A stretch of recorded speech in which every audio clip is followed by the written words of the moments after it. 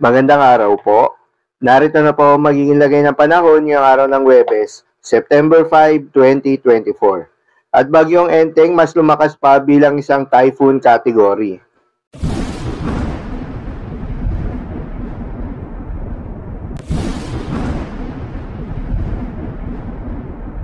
Sa kasalukuyan na tayo sa pag-asa, mas lumakas pa nga bilang isang typhoon category itong si Bagyong Enteng na may international name na Yagi. Nasa labas na nga ito ng Philippine Area of Responsibility at kumikilos papalayo sa ating kalupaan.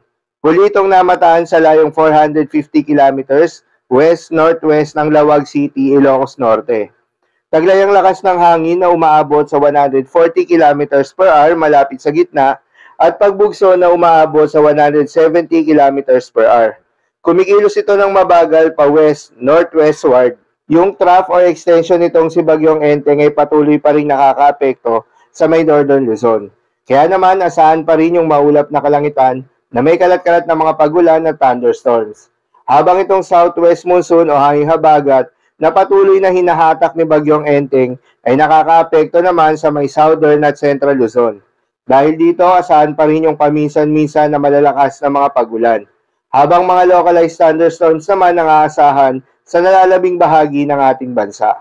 Samantala, may binabantayan pa rin na cloud cluster o kumpol ng kaulapan nitong pag-asa na nasa may silangan ng Luzon.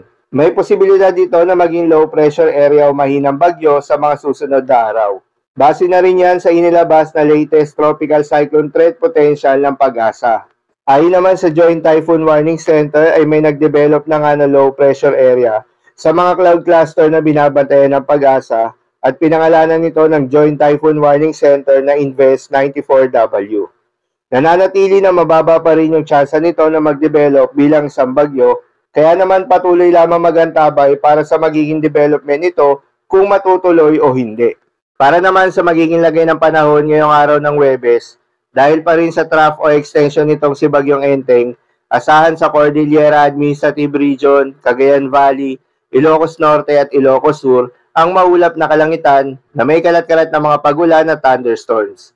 Posible ang mga pagbaha o pagguho ng lupa dahil sa katamtaman hanggang sa kung minsan ay malakas na pagulan. Habang sa Pangasinan, Zambales, Bataan at Occidental Mindoro ay asahan naman yung monsoon rains dulot ng southwest monsoon. Posible rin ang mga pagbaha o pagguho ng lupa dahil sa heavy to intense rains. Habang sa Metro Manila, La Union, Cavite, Batangas, Rizal, Laguna, Oriental Mindoro, Northern Palawan at nalalabing bahagi ng Central Luzon ay asahan naman yung paminsan-minsang mga pagulan, dulot pa rin yan ng southwest monsoon. Posible rin ang mga pagbaha o pagguho ng lupa dahil sa katamtaman hanggang sa malalakas na mga pagulan.